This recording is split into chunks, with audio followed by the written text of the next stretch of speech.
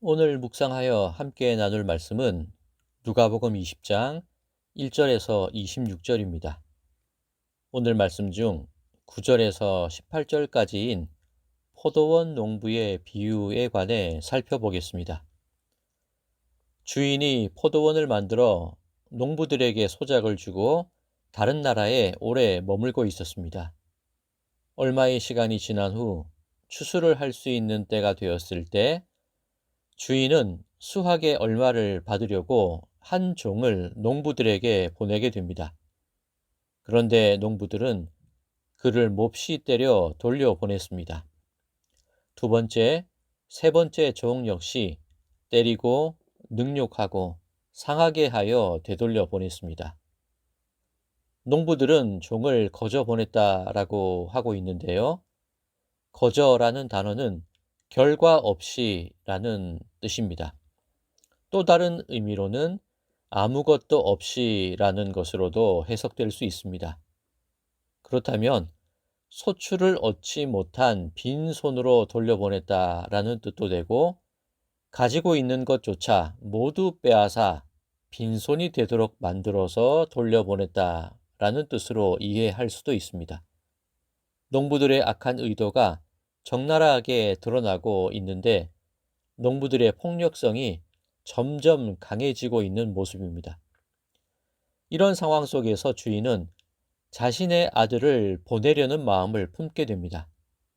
오늘 본문 13절에서는 내 사랑하는 아들을 이라고 표현하고 있는데, 이것은 보통 외아들에게 사용되는 문구입니다. 13절을 공동번역 성경으로 다시 읽어 드리겠습니다. 포도원 주인은 이제 어떻게 할까? 그러면 이번에는 내 사랑하는 외아들을 보내야겠다. 설마 내 아들이야 알아주겠지 하고 말하였다. 급기야 주인은 외아들을 보내게 됩니다. 농부들의 악행은 점점 그 강도가 세어지고 있는데, 이쯤 되면 외아들을 보낼 것이 아니라 무언가 강력한 대책을 세워야 하는 것이 아닌가라는 생각이 들 정도입니다. 결국 농부들은 주인의 유산까지 빼앗을 생각으로 외아들을 죽이기까지 합니다. 예수님께서는 이런 비유를 들려주시면서 그 자리에 있던 대제사장들과 서기관들과 장로들에게 그러면 포도원 주인이 이 사람들을 어떻게 하겠느냐라고 질문하십니다. 사실 예수님께서 이 포도원 농부의 비유를 말씀하시게 된 이유가 있는데, 예수님께서 나귀 새끼를 타고 예루살렘에 입성하신 후 성전에서 장사하는 자들을 내어 쫓으시고 성전을 깨끗하게 하신 일이 벌어지게 됩니다. 대제사장들과 서기관들과 장로들이 예수님을 향하여 당신이 무슨 권위로 이런 일들을 하느냐고 따져 묻는 상황에서 그에 대한 대답으로 하시는 말씀이 바로 이 포도원 농부의 비유입니다. 자, 다시 조금 전의 말씀으로 되돌아가 보면요. 농부들이 몇 가지 악한 계획을 세우고 그것을 실행하는데, 상속자를 죽이는 것, 유산을 빼앗는 것, 상속자를 포도원 밖으로 내쫓는 것, 이것이 농부들이 계획하는 악행입니다. 이에 포도원 주인은 농부들을 진멸하고 포도원을 다른 사람에게 주려고 합니다.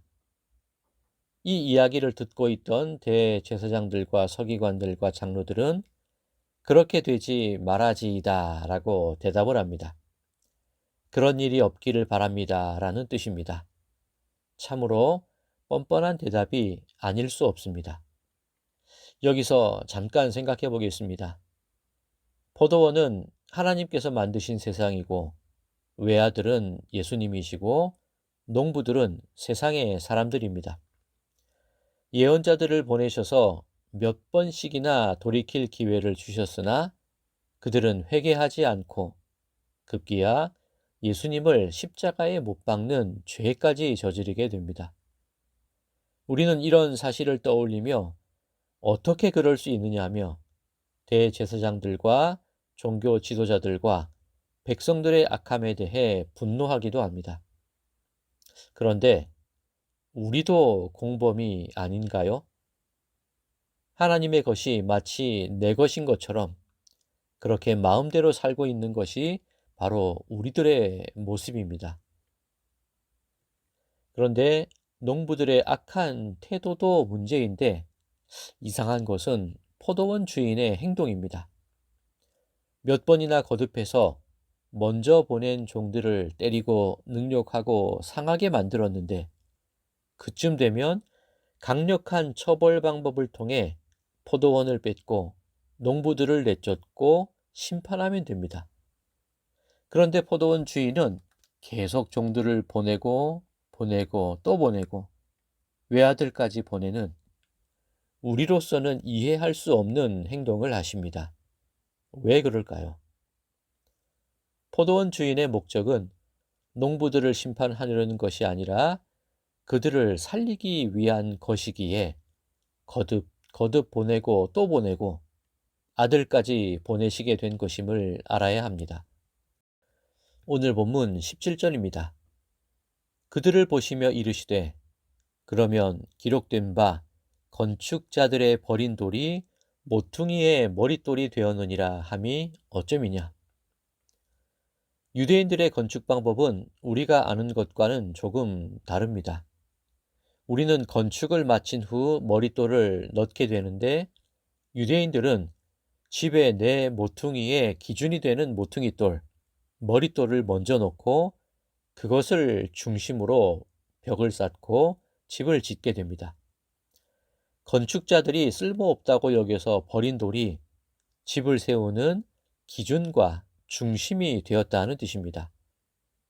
자, 이 말씀 속에 유대인의 언어 유희라고 할까요?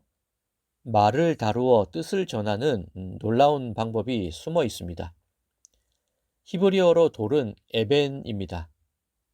에벤에셀은 도움의 돌이라는 뜻이지요. 블레셋을 이긴 후 세운 기념비를 뜻하는 것입니다. 그리고 히브리어로 벤은 누구누구의 가문의 사람이라는 뜻을 가지고 있습니다. 벤허라는 영화를 아시지요? 벤허는 허 가문에 속한 이야기, 그런 제목으로 번역될 수 있을 것입니다. 그러면 오늘 본문 17절에서 건축자의 버린 돌 하면 에벤, 돌, 모퉁이 돌을 떠올리게 되기도 하고 벤, 아들을 떠올리게 되기도 합니다. 버린 돌이 모퉁이 돌이 되어 집을 짓는다라는 것은 포도원에서 내쫓기고 죽임당한 아들을 통해 구원의 집이 세워진다는 의미가 되는 것입니다. 베드로전서 2장 4절과 5절 말씀입니다. 사람에게는 버림바가 되었으나 하나님께는 택하심을 입은 보배로운 산 돌이신 예수께 나아가 너희도 산 돌같이 신령한 집으로 세워지고 예수 그리스도로 말미암아 하나님이 기쁘게 받으실 신령한 제사를 드릴 거룩한 제사장이 될지니라. 어떤 사람에게는 건축자의 버린 돌이 구원의 집을 세워가는 기초가 되겠지만 또 어떤 이들에게는 그 돌이 깨어지고 흩어지게 만드는 심판이 될 수도 있음을 오늘 본문은 증거하고 있습니다. 오늘 본문 18절입니다. 무릇 이 돌 위에 떨어지는 자는 깨어지겠고 이 돌이 사람 위에 떨어지면 그를 가루로 만들어 흩으리라 하시니라. 사랑하는 성도 여러분, 우리는 악한 농부입니다. 그런데 포도원 주인 되시는 하나님은 우리를 살리시려 외아들을 보내시는 사랑을 베풀어 주셨습니다. 그 사랑을 은혜로 아는 이들에게는 산 돌이신 예수님께서 우리 삶의 기준과 중심이 되어 우리로 하여금 구원의 집으로 세워지게 만들어 주실 것입니다. 그러나 그 은혜를 깨닫지 못하게 될 때에 걸려 넘어지게 하는 심판의 돌이 될 수도 있음을 깨달아야 합니다. 바라기는 고난주간 첫 번째 날을 보내실 때에 걸려 넘어지는 돌이 아니라 예수라는 은혜의 반석 위에 구원의 집으로 세움받는 여러분과 모든 가족분들의 삶이 되시기를 주님의 이름으로 간절히 축원드립니다. 사랑의 하나님, 내게 주신 생명과 재능과 지혜가 마치 내 것인 양 내 마음대로 살아왔던 인생임을 고백합니다. 하나님께 드릴 열매를 맺어야 함에도 불구하고 그것이 아까워서 하나님을 속이며 살아가는 인생임을 고백합니다. 바라기는 하나님의 긍휼과 은혜를 내리어 주시어 예수 그리스도로 말미암아 죽음에서 생명으로 죄에서 구원으로 옮김받도록 인도하여 주시옵소서. 예수 그리스도의 이름으로 간절히 기도드리옵나이다. 아멘.